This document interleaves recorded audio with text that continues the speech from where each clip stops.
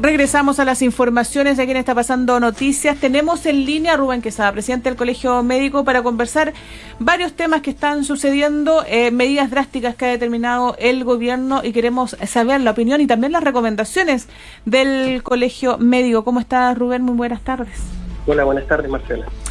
Hay un tema, por supuesto, las cuarentenas y las medidas más drásticas que ha tomado el gobierno el día de hoy. Bajó también la protección para los adultos mayores, 75 años, cuarentena obligatoria. Pero se siguen concentrando estas decisiones en el Gran Santiago, en la región metropolitana. ¿Cómo nos afecta a nosotros? Porque de alguna u otra manera nosotros esperamos que la autoridad se pudiese anticipar, y estábamos esperando que también, al menos La Serena, pudiese ser declarada en cuarentena. ¿Por qué no se toman antes estas decisiones y esperan que haya un alza explosiva de casos para poder decretarlas? Sí, la verdad nosotros estamos viendo de que las políticas sanitarias que se están implementando son básicamente las políticas del día después. Una vez que ellos ya tienen los resultados, que ya tienen una cantidad de casos que se determina como excesiva, finalmente ahí es cuando se decide implementar una cuarentena. Y obviamente por términos de logística no es posible implementarlas en el minuto y tienen que programarlas para un par de días después, porque hay que hacer toda una preparación previa. Entonces nosotros creemos que estas medidas tienen que tomarse con mayor antelación. No podemos esperar a que francamente ya esté desatado el contagio en la región para poder tomar medidas de este tipo, y sobre todo con la particularidad que tenemos en esta región, que es que los resultados están llegando muy tarde. Por lo tanto, vemos con preocupación que las medidas finalmente se implementen demasiado a posterior, que el Ministerio de Salud en Santiago tome nota de lo que está ocurriendo en La Serena con 4 o 5 días de ya una epidemia que esté desatada. Por lo tanto, nosotros esperamos que las medidas sean más prontas, sean más oportunas, más preparadas, pero también más intensas.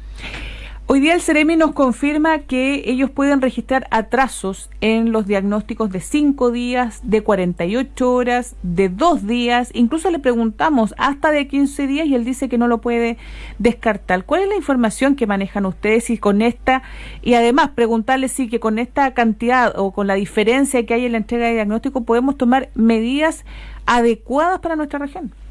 Sí, nosotros creemos que se están tomando, que estamos un poco a ciegas y no podemos tomar realmente las medidas en el plazo adecuado. Efectivamente, nosotros teníamos conocimiento a través de los informes ejecutivos que se nos enviaban de manera, tengo que decirlo, muy poco periódica, en la cual podíamos ver este aumento de los exámenes pendientes de informar, pero el Servicio de Salud, Seremía, desconozco bien de dónde vino la instrucción, se decidió dejar de presentar estos datos, y efectivamente nosotros tampoco tenemos mayor información respecto a cuántas muestras faltan. Estamos teniendo información de los pacientes que están empezando a acudir a nosotros para preguntarnos cuándo van a estar sus resultados y que podamos interceder por ellos, cosa que es muy difícil. Y efectivamente vemos que hay personas y familias, incluso equipos de salud, que llevan entre 5 y 7 días esperando sus resultados, que eso trae consigo no solo la incertidumbre personal y familiar, sino que también las decisiones que hay que tomar respecto a los contactos, o incluso si los trabajadores pueden seguir participando o pueden volver a reincorporarse a sus funciones. Por lo tanto, creemos que esto es algo que es crítico, que debe considerarse, y que obviamente no podemos tomar las decisiones respecto a cuarentenas o medidas sanitarias exclusivamente con los datos a la vista, porque esos datos a la vista son extemporáneos. Ahora usted me habla de que le han pedido información pacientes que ustedes han atendido. ¿Tienen algún registro? Porque si usted me habla de 5 a 7 días de atraso, ¿cuántas las personas, cuántos manejan, qué información manejan ustedes? Bueno, obviamente va a ser una muestra muy pequeña y no va a ser la realidad de todas las personas que están teniendo estas dificultades, pero nosotros estamos empezando a llevar un registro en el cual hemos solicitado a todos los médicos que se presenten con estas dificultades que nos informen la situación, porque no se tratan de casos puntuales, porque este es un problema sistemático que está existiendo, que los laboratorios el día de hoy en la región no están dando abasto para poder responder adecuadamente. ¿Y tiene alguna información preliminar de esta estadística que están construyendo? No, esto es algo que nosotros pretendemos mostrar en la instancia pertinente. Preferiría no adelantarlo en este minuto. Ahora, Rubén, se ha dado a conocer a través de la Subsecretaría de Salud Pública, emitió un nuevo oficio modificando nuevamente los criterios para emitir licencia médica. En el caso específico del COVID-19 indica que se determina como caso sospechoso y a ellos se les podrá entregar como máximo 4 días de licencia médica. Si estamos teniendo atrasos de 5, de 7, de 15, cómo se publica este oficio por la Subsecretaría de Salud, reduciendo el número de días para una licencia médica en caso sospechoso, la gente va a estar obligada a trabajar, o entrar a trabajar, porque el máximo que le van a dar por caso sospechoso van a ser 4 días. Sí, nosotros no logramos entender la razón de esa indicación.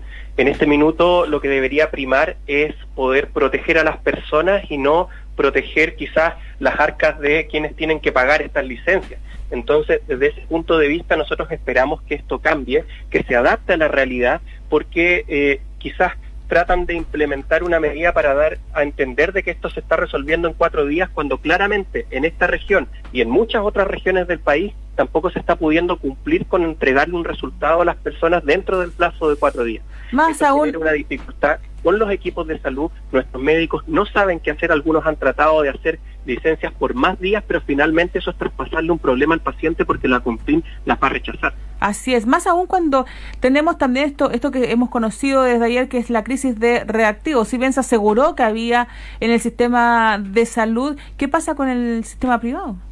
Bueno, en el sistema privado, por lo menos el laboratorio del sistema privado que está haciendo la Universidad Católica del Norte acá, ellos han manifestado que cuentan con los reactivos. Nosotros esperamos que esa discusión, que pudiese llegar a ser problema dentro de las próximas semanas o el próximo mes, no confunda la opinión pública, porque el problema que tenemos el día de hoy en la región no es la falta de reactivos, sino que es el tiempo de demora en la entrega de los resultados. Y esto se está produciendo porque existe una gran cantidad de muestras que quedaron pendientes en un minuto producto del fallo del laboratorio de Ovalle, que nosotros pretendemos que se nos explique por qué esperaron tantos días y acumular tantas muestras que el día de hoy todavía no se pueden sacar.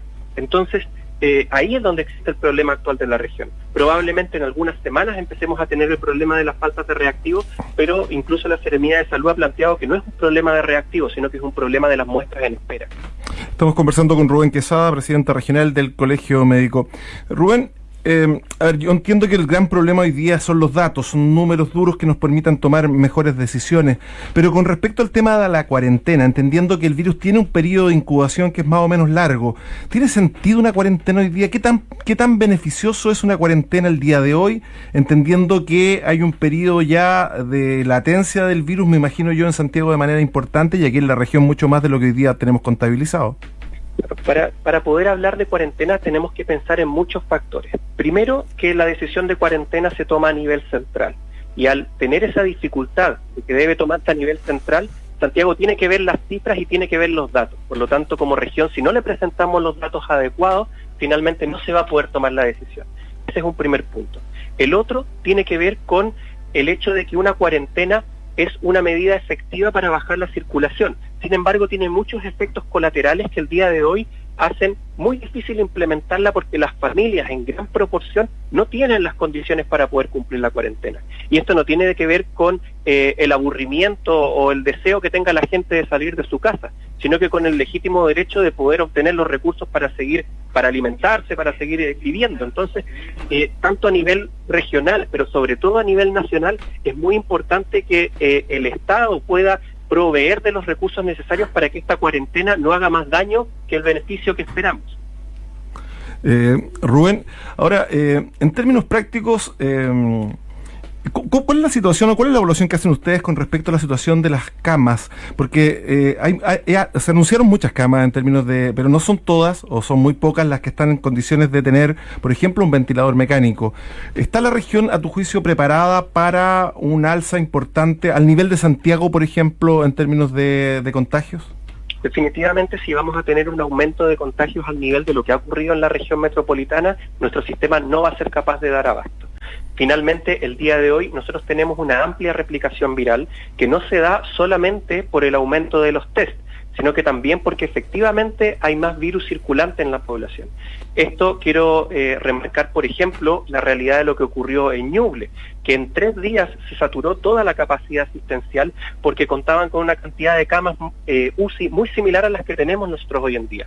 Y debemos recordar que cuando un paciente cae a ventilación mecánica no va a estar un día o 2 días, sino que va a estar bastante tiempo ahí, y todos los pacientes que vayan ingresando son pacientes que van a seguir ocupando más camas. Por lo tanto, basta que un día ingresen 3 pacientes, al otro 7 y al otro 10 para que se saturen 20 camas ya a nivel asistencial y tengamos que tomar medidas al respecto. Nosotros esperamos no llegar a ese nivel, pero para eso se requiere preparación y aumento de la capacidad asistencial de manera proactiva y no estar esperando que aparezcan los casos, porque insisto, cuando empiecen a hospitalizarse los pacientes graves va a ser un pic demasiado brusco y demasiado intenso que va a dar muy poco rango para cambiar la cantidad de camas existentes. En ese mismo tema, Rubén, dada la situación que está viviendo la región metropolitana y la centralización en la toma de decisiones de los ventiladores, por ejemplo, y su uso, ¿ustedes han tenido alguna información en términos de que se esté analizando la posibilidad de traslado de material o de ventiladores o de camas de emergencia desde la región de Coquimbo hacia la región metropolitana?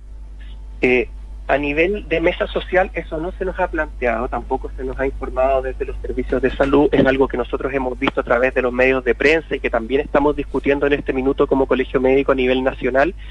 Nosotros sabemos que la red asistencial funciona efectivamente como su nombre lo dice, una red, y que nosotros cuando tenemos dificultades con los pacientes en la región tenemos que trasladarlos a Santiago o a Valparaíso dependiendo de la enfermedad.